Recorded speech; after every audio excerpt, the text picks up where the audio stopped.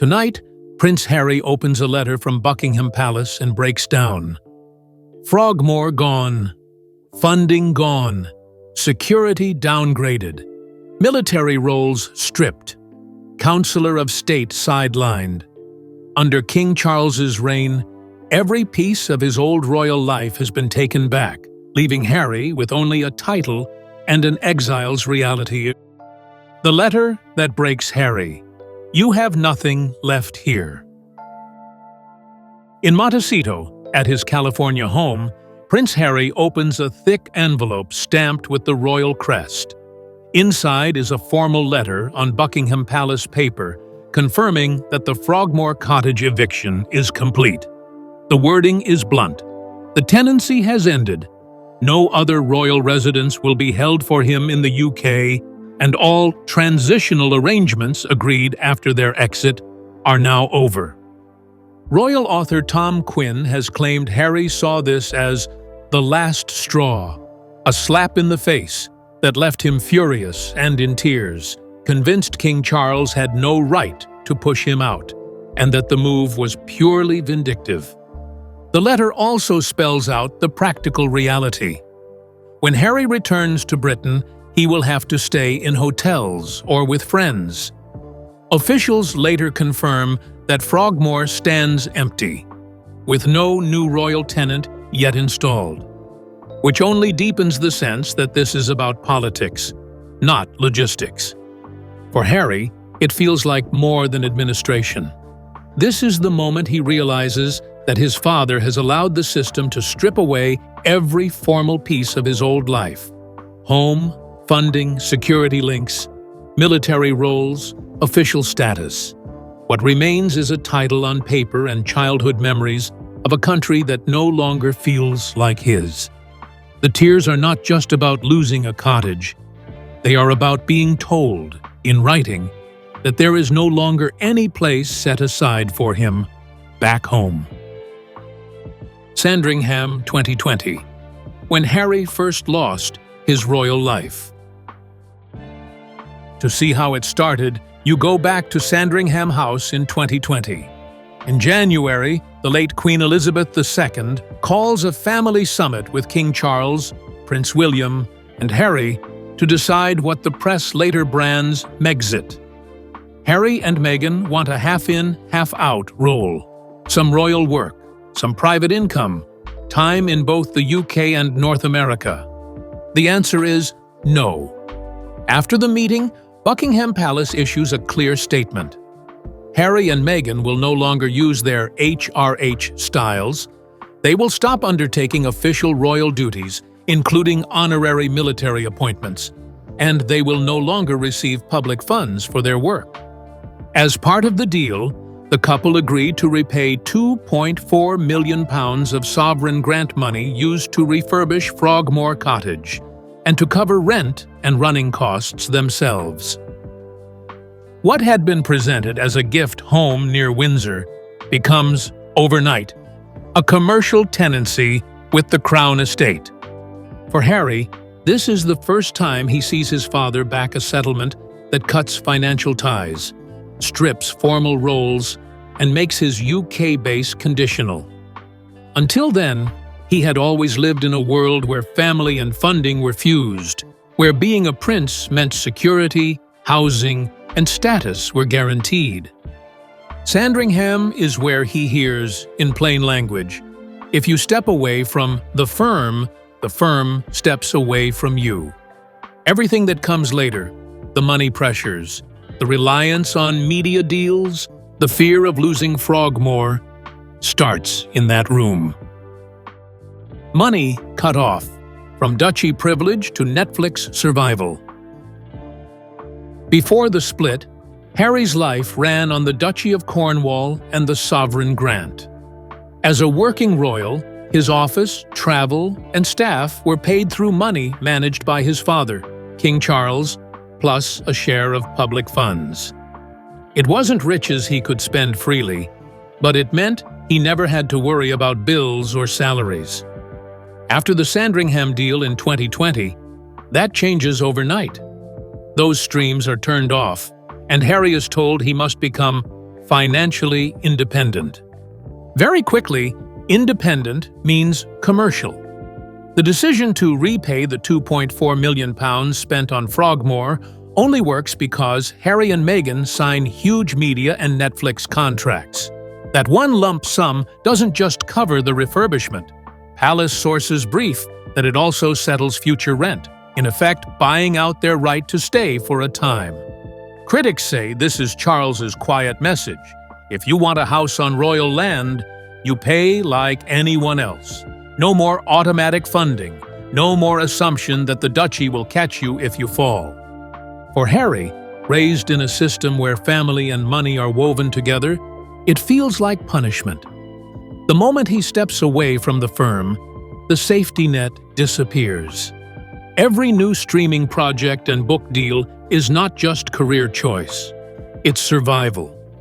The move from royal allowance to independence becomes another piece of the story, in which Harry feels his father has slowly taken everything familiar away.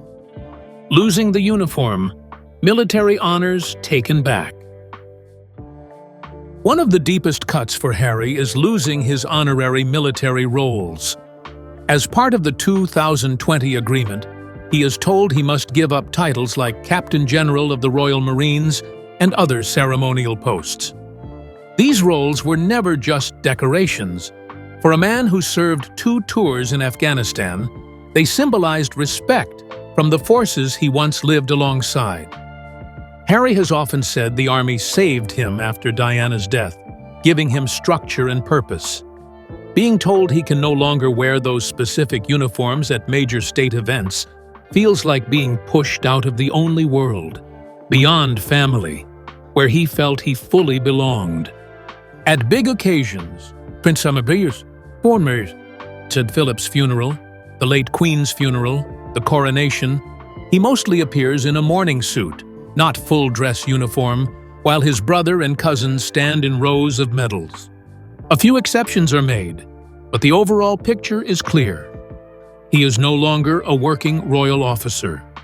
These decisions are made under the authority of the monarch. First Elizabeth, then confirmed under Charles. On paper, his earned rank of captain remains. Emotionally, it feels like his military identity has been hollowed out. The change in clothes becomes a public sign of a deeper loss. Not just rolls and ribbons, but status inside the family system he grew up expecting to serve for life. Security gone. The Ravek decision Harry couldn't reverse. After stepping back and moving to North America, Prince Harry discovers another pillar of his old life has gone: automatic police protection. The Specialist Committee, Ravek, the Executive Committee for the Protection of Royalty and Public Figures, reviews his status and decides he will no longer receive full 24/7 Metropolitan Police security funded by the taxpayer. Instead, they offer a bespoke case-by-case model when he visits the United Kingdom. Harry is convinced this is unsafe. He launches a legal challenge against the Home Office, arguing that the decision was unfair and left his family exposed, given the history of threats and press harassment. In both the 2023 judgment and a later appeal, the courts backed the government and Ravek, ruling that the committee was entitled to treat him differently. Now he is no longer a working royal and no longer resides in Britain. Officially, this is not Charles's personal order. It is framed as a security decision based on risk, public money, and his changed status. But royal commentators point out that Ravek explicitly considered the Sandringham Agreement and his new life abroad, choices agreed by his father. From Harry's point of view, the message is brutal. Senior royals, even disgraced ones like Prince Andrew, still have significant protection.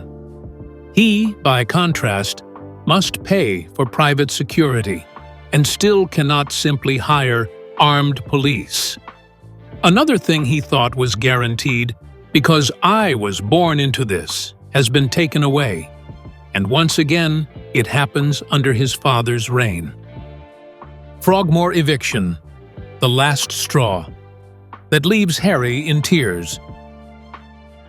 In early 2023, reports break that King Charles has asked Harry and Meghan to vacate Frogmore Cottage, their only home on royal land, and that the property may be offered to Prince Andrew. Online, some royal watchers celebrate it as a slap in the face to the Sussexes. For Harry, it feels like something much worse. Royal author Tom Quinn later claims Harry saw Frogmore as his final link to Britain. According to Quinn, being told to leave left him absolutely furious and in tears, seeing it as a cruel reminder of earlier rejections in the family and of Charles and Diana's bitter divorce. By June 2023, the move is complete.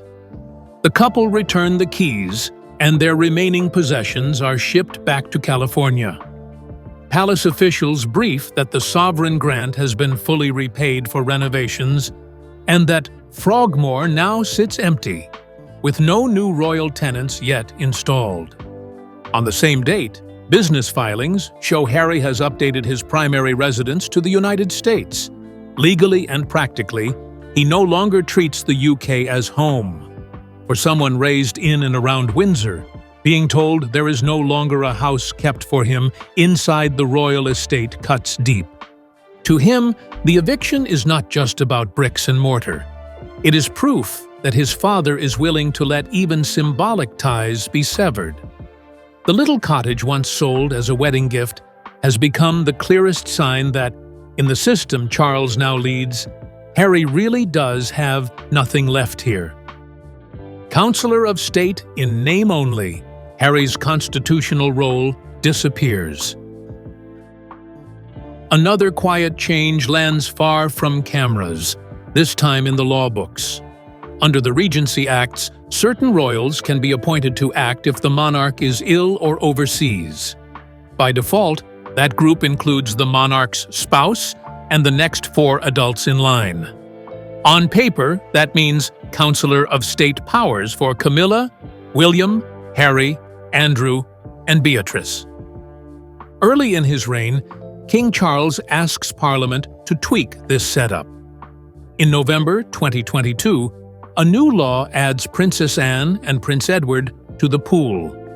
The move is sold as modernizing, but constitutional experts point out the obvious effect. There is now almost no situation where the palace would need to call on Harry or Andrew. If the king is unavailable, there are enough active, trusted working royals to cover things. Legally, Harry's name stays on the list. Practically, he is frozen out. He won't be invited to sign state papers, attend emergency Privy Council meetings, or represent the crown in any formal stand-in role. For Harry, this is another slice of everything gone that most people never see. His last formal function in the machinery of the monarchy has been neutralized by a bill his father requested. No ugly scene, no public stripping of titles. Just a quiet adjustment that leaves him technically included, but effectively shut out of the room where power is really exercised. Family, titles, and children. What Charles gave and what he didn't. When the Queen dies and Charles becomes king, something automatic happens on paper. Under the letters patent of 1917, Harry's children become Prince Archie and Princess Lilibet because their grandfather is now the monarch. For a while, the titles don't appear on the royal website, sparking talk that the palace is hesitating. Eventually, the site is updated, and the styles are confirmed. At the same time, Charles speaks publicly about a slimmed-down monarchy, a tight group of working royals focused on the direct line: himself, William, Catherine, and their children. In that picture, Harry's family are relatives, not core players. Charles doesn't block Archie and Lilibet's styles, but he doesn't lean in either. There is no offer of HRH usage, no grace and favor home in Britain, no sign of formal roles for them in the future. The children are royal by name, American by life, growing up under the Californian sun thousands of miles from Windsor. For Harry, the signal is painful. His mixed-race children could have been a powerful part of the Crown's public image in a changing country. Instead, they're largely kept off stage, mentioned but rarely seen. On paper, King Charles has given them what the rules demand and nothing more. In Harry's mind, it feeds the same story. When his father had chances to pull his branch of the family closer, he chose caution and distance. Titles exist, but the sense of belonging does not. Nowhere fully safe. Visa questions and a life between worlds. As Harry builds his new life in California, another worry starts to form in the background: his long-term right to stay there. In his memoir, Spare, he admitted using cocaine and cannabis when he was younger. In the United States, those admissions trigger calls from some politicians and a conservative think tank to scrutinize his visa status. They argue that ordinary applicants who admit drug use can be refused entry, so the public deserves to know what he declared. The U.S. government refuses to release his immigration records, citing privacy. No one suggests deportation is imminent, but the debate makes one thing clear: Harry's future no longer rests on automatic rights. It rests on the decisions of a foreign system that could, in theory, change with politics.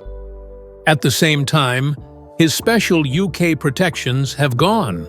He is no longer treated as an internationally protected person in the way a working royal or head of state might be. His security abroad is mostly private, topped up only when he visits Britain under the limited arrangements Ravek approved. So he lives between worlds. In the UK, he has no guaranteed home and reduced police support. In the US, he has a mansion and big deals, but a status that some want investigated. For your viewers, the emotional point is simple. Under King Charles's reign, Harry hasn't only lost houses and roles. He has lost the sense of being fully secure in any country he once called home. Emotional exile. What everything really means for Harry now. From Montecito, Harry watches big royal moments on TV: Trooping the Color, Remembrance Sunday, the coronation. He sees King Charles on the balcony with working royals, William and Catherine front and center, the children waving. When he flies back, his role is temporary and tightly controlled. Arrive, attend, leave. No base, no office, no long stay. Step by step, Charles has backed or accepted changes that strip away the old framework of Harry's life. The end of public funding, the practical loss of HRH, the removal of honorary military roles, the Ravek security downgrade, the Counsellor of State law that sidelines him, and finally the Frogmore eviction. Each move can be defended in official language. Together, they feel like a long goodbye. What remains is a legal identity: Duke of Sussex, Prince by birth. But few of the practical realities that used to come with being a senior royal.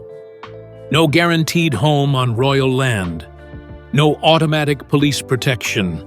No place in the day-to-day running of the slimmed-down firm. So when you say Prince Harry in tears as King Charles takes everything away, it isn't about a single dramatic moment where his titles are ripped away. It is about a long series of decisions that have dismantled his old life piece by piece.